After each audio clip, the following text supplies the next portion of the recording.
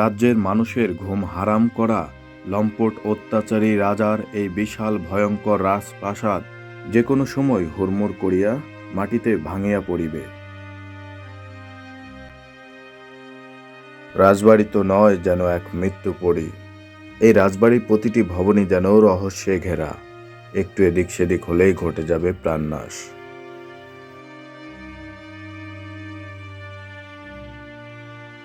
যে কোনো সময় হুড়মুড় করিয়া মাটিতে ভাঙিয়া পড়িবে। ধুকে ধুকে যেন সেই প্রহরী গুনছে এই রাজপ্রাসাদ।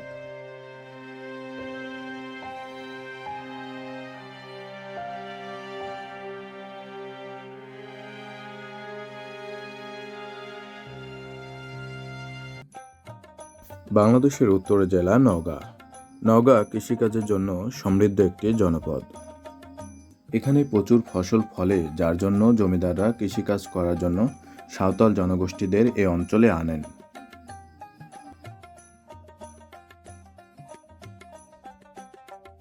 নওগাঁ ছোট শহর হলেও খুব সুন্দর একটি শহর। শহরের রাস্তাগুলোতে মোটরসাইকেল, অটো ভ্যানের সংখ্যাই খুব বেশি চোখে পড়ে। আজ আমরা এমন একটি রাজপ্রাসাদ দেখতে যাচ্ছি, যে রাজপ্রাসাদের রাজা এতটাই লম্পট অত্যাচারী ছিলেন যে একসময় রাজ্যের মানুষ অতিষ্ঠ হয়ে উঠেছিল। বন্ধুরা, বলছিলাম মরণ ফাঁদ খ্যাত দুবলহাটি রাজবাড়ির কথা।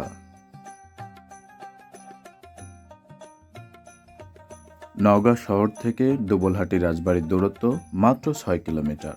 মোটরসাইকেল নিয়ে রওনা দিলাম আমরা। শহর পেরিয়ে পিচঢালা পথ দিয়ে ছুটতে লাগলাম দুবলহাটি রাজবাড়ির দিকে। একটু পরেই দেখা মিলল তালতলি বিলের। বিশাল এই বিলে বিকেলে লোকজন আসে বুক ভরে মুক্ত বাতাস নিতে। অবশেষে পেয়ে গেলাম দুবলহাটি বাজার। দুবলহাটি বাজারে 2-3টি খাবারের হোটেল থাকলেও কোনোটি আসলে মানসম্মত নয়। দেখার অদম্য ইচ্ছার কারণেই দুপুরের খাবার না খেয়েই আমরা রওনা দিলাম দুবলহাটির দিকে।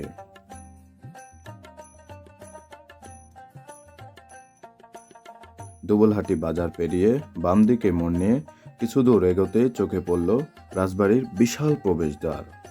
অনেকবার শুনেছি রাজবাড়ির কথা। রাজবাড়ি তো নয়, যেন মৃত্যুপুরী। এই রাজবাড়ির প্রতিটি ভবনই যেন রহস্যে ঘেরা। একটু এদিক সেদিক হলে ঘটে যাবে প্রাণনাশ।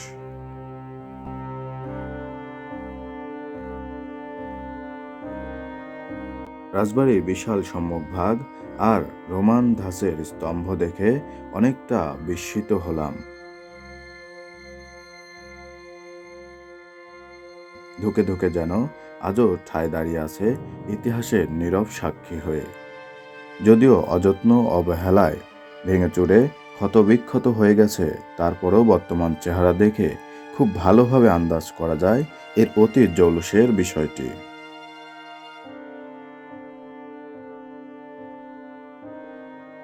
বন্ধুরা, নওগাঁ শহর থেকে মাত্র 6 কিলোমিটার দূরে অবস্থিত দুবলহাটি রাজবাড়ি থেকে শুভেচ্ছা জানাচ্ছি আমি পান্না চৌধুরী।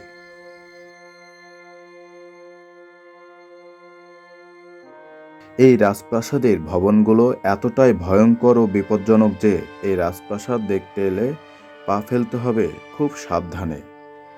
একটু এদিক সেদিক হলেই আপনার জন্য মৃত্যু অবধারিত।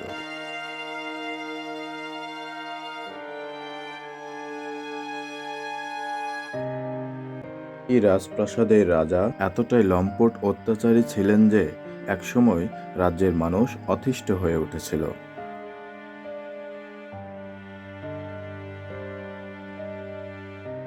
প্রায় 200 বছর আগের নওগাঁর এই জনপদের নানা ইতিহাসের কালের সাক্ষী হয়ে আজও 5 একর জায়গার উপর মাথা উঁচু করে সগৌরবে ঠায় দাঁড়িয়ে আছে রাজা হরনাথের এই বিশাল রাজপ্রাসাদটি। এই রাজবাড়ি যেন জীবন্ত এক মৃত্যুপুরী।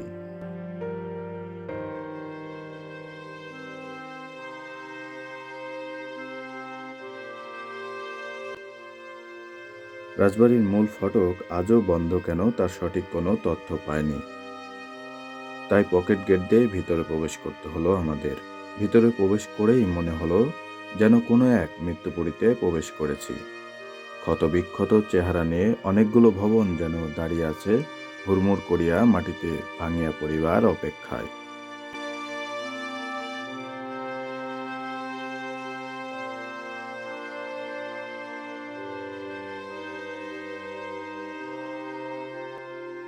এত বড় রাজবাড়ি আর এতগুলো ভবন আজও যেন অনাদরে অবহেলায় পড়ে আছে, দেখার যেন কেউ নেই।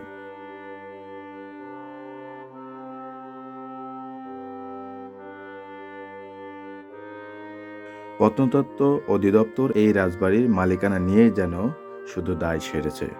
ঠিক কবে শেষ হবে এই মৃত্যুপরীর ট্র্যাজেডি তা কেই বলতে পারে না।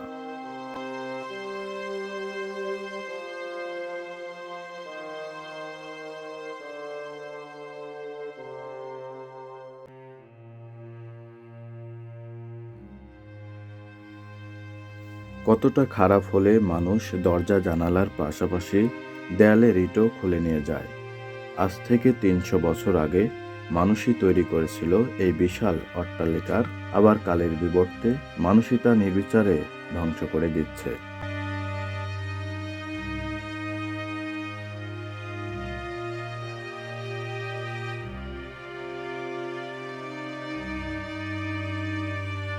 চোখের সামনে ধীরে ধীরে ধ্বংস হয়ে যাচ্ছে প্রায় ২০০ বছর আগের এই জনপদের ইতিহাসের সাথে জড়িয়ে থাকা একটা রাজবাড়ি, দেখার যেন কেউ নেই। সব রাজা যে দিনাজপুরের রাজা প্রাণনাথের মতো প্রজাদরদি হবেন তা কিন্তু নয়। কিছু রাজা ছিলেন ব্যতিক্রম। রাজ্যে কারো ঘরে সুন্দরী মেয়ে বা স্ত্রী থাকলে তার সাথে যে কি করত রাজা, তা কল্পনারও বাহিরে। রাজ্যের মানুষ একসময় অতিষ্ঠ হয়ে উঠেছিল এই রাজার অত্যাচারে।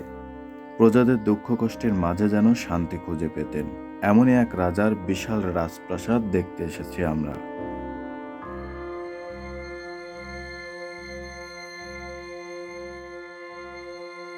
সিঁড়ির প্রতিটি ধাপ পার হচ্ছিলাম আর অনুভব করছিলাম এই সিঁড়ি দিয়ে একসময় হাঁটতেন রাজা রানীরা।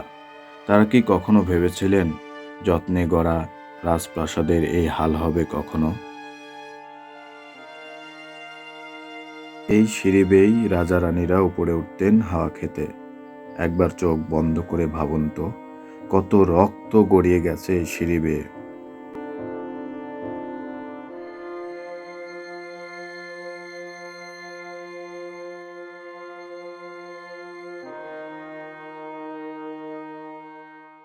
বন্ধুরা, এতক্ষণে নিশ্চয় এই রাজবাড়ির ইতিহাস জানার ইচ্ছাটা প্রবল হয়েছে।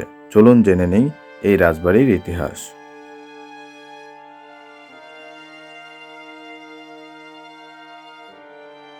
১৭৯৩ সালে রাজা কৃষ্ণনাথ লর্ড কর্নওয়ালিসের কাছ থেকে ১৪,৪৯৫ টাকা দিয়ে পত্তন নিয়ে এ রাজ্য পরিচালনা শুরু করেন।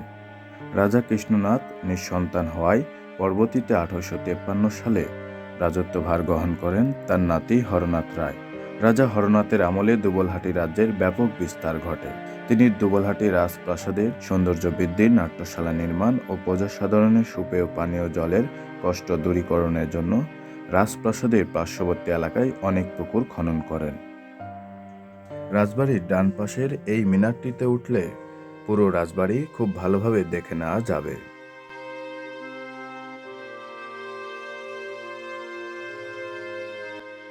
রাত নামার সাথে সাথেই রাজবাড়ির অবস্থা যেন ভয়ানক রূপ ধারণ করে। নেশাগ্রস্তরা ভিড় করতে থাকে বিভিন্ন ভবনগুলোতে। এই রাজবাড়িতে আসলে খুব সাবধানে পা ফেলতে হবে, কারণ পায়ের নিচেই মৃত্যু ফাঁদ।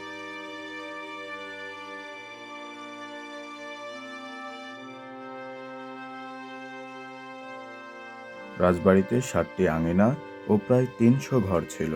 প্রাসাদের ভেতরের ভবনগুলো কোনোটি ৩ তলা, কোনোটি ৪ তলা। রাজবাড়ির পেছনের ভবনটি এখনো ৪ তলা ভবনের চিহ্ন নিয়ে দাঁড়িয়ে আছে।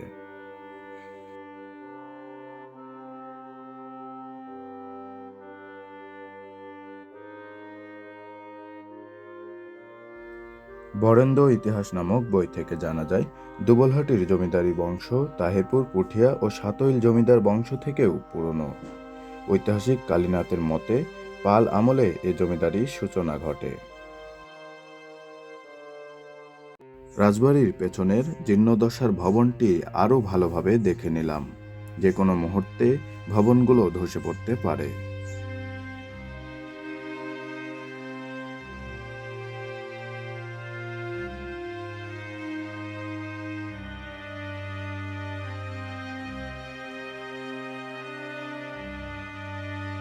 সবকিছু খুলে নিয়ে গেছে লুটেরারা। ভবনটি যার উপর ভর করে টিকে থাকবে তার সবকিছুই খুলে নিয়ে গেছে তারা। একটি দরজা জানালাও রাখা হয়নি। সবকিছু একে একে খুলে নিয়ে যাওয়া হয়েছে। তাই যে কোনো মুহূর্তে ভবনগুলো দুমড়ে মুচড়ে মাটিতে আছড়ে পড়বে।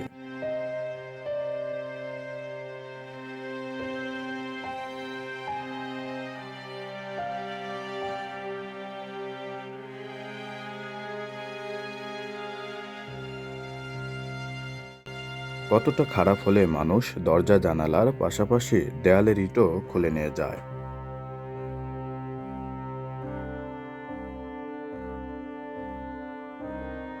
অযত্ন অবহেলায় ভেঙে চুরে ক্ষতবিক্ষত হয়ে গেছে। তারপরও বর্তমান চেহারা দেখে খুব ভালোভাবে আন্দাজ করা যায় এর অতীত জৌলুসের বিষয়টি।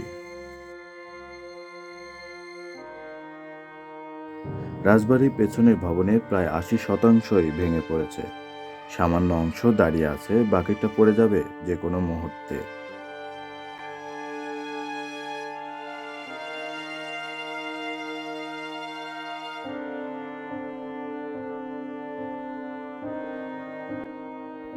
(১৮৬৪) সালে রাজপরিবারের উদ্যোগে একটি স্কুল স্থাপন করা হয়। পরবর্তীতে স্কুলটির নামকরণ করা হয় রাজা হরনাথ উচ্চ বিদ্যালয়। সিঁড়ি বেয়ে উপরে উঠে দেখলাম খোলা ছাদ। ছাদের উপর থেকে চারপাশটা ভালোভাবে দেখে নিলাম।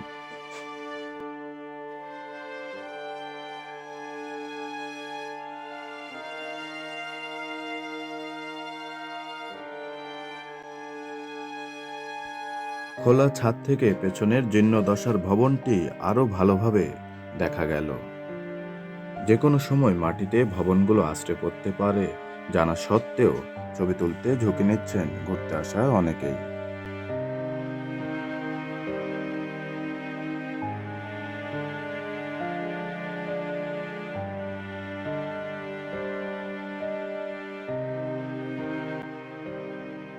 লতাপাতা আর গাছগাছালি যেন দখলে নিয়েছে রাজবাড়ির প্রতিটি ভবন।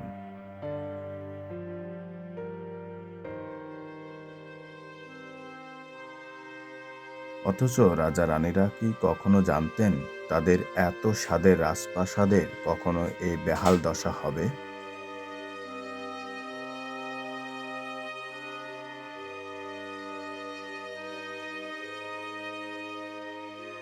১৭৯৩ সালে রাজা কৃষ্ণনাথ জমিদারি শুরু করলেও তারও আগে থেকে নাকি দুবলহাটি রাজ্যের অস্তিত্ব ছিল। স্থানীয় ঐতিহাসিকদের মতে রঘুনাথ নামের এক ব্যক্তি দুবলহাটি এলাকায় লবণ ও গুড়ের ব্যবসা করতেন। তিনি দিঘলি বিলের মধ্য দিয়ে প্রবাহিত খয়রা নদী দিয়ে নৌকা যোগে দুবলহাটিতে আসতেন। তিনি প্রায় প্রতি রাতেই স্বপ্ন দেখতেন কে যেন তাকে বলছে, তুই যেখানে নৌকা বাঁধিস সেখানে জলের নিচে রাজরাজেশ্বরী দেবীর প্রতিমা আছে। একদিন ভোরবেলা জলে নেমে দেখলেন সত্যিই সেখানে রাজরাজেশ্বরী দেবীর প্রতিমা আছে। তিনি প্রতিমাটি জল থেকে তুলে মাটির বেদি তৈরি করে তার উপর স্থাপন করলেন। এরপর তার ব্যবসায় ব্যাপক উন্নতি হয়। দেখতে দেখতে সন্ধ্যা নেমে আসছে রাজপুরীতে। সূর্যের আলো যেন তারই জানান দিচ্ছে।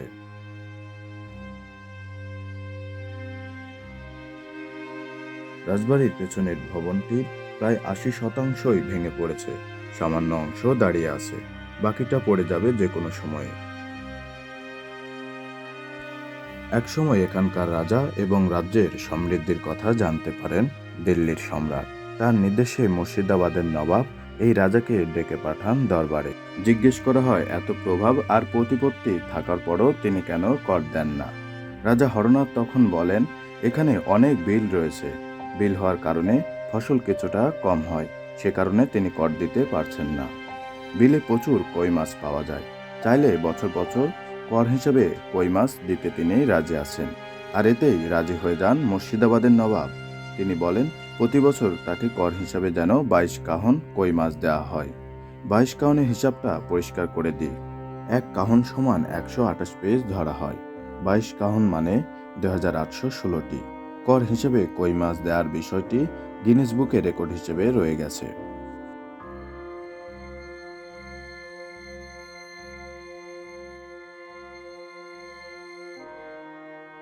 রাজবাড়ির সামনের যে পুকুরটি দেখতে পাচ্ছেন তা গোবিন্দ পুকুর। শান বাঁধানো এই গোবিন্দ পুকুরে নাকি একসময় রাজা রানীরা স্নান করতেন।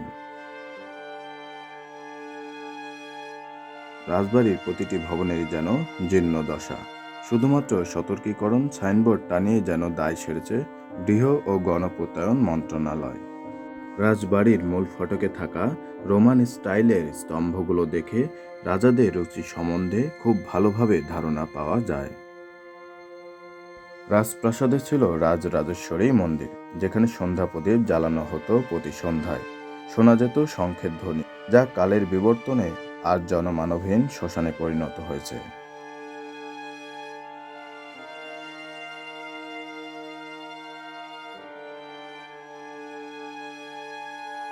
এই ভবনেরই দোতলা ছিল রাজার নাট্যশালা। রাজ্যে কারো ঘরে সুন্দরী মেয়ে বা সুন্দরী স্ত্রী থাকলে তাদের ধরে নিয়ে আসতেন রাজা এই ভবনে। 1892 সালে জমিদারি প্রথা বিলুপ্ত হওয়ার পর রাজা হরনাথ রায় চৌধুরী সপরিবারে ভারতে চলে যান।